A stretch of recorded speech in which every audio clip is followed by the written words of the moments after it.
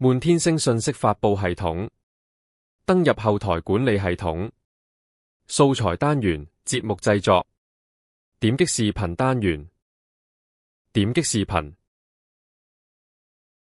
點擊上傳，點擊新增，開啟電腦儲存檔案，選擇需要的視頻上傳。因視頻容量過大，空間不足，無法上傳。重新點擊新增，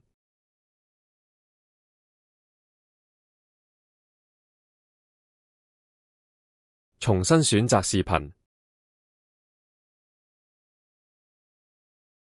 點擊上傳，顯示上傳狀態，100%上傳完畢。雙擊刷新，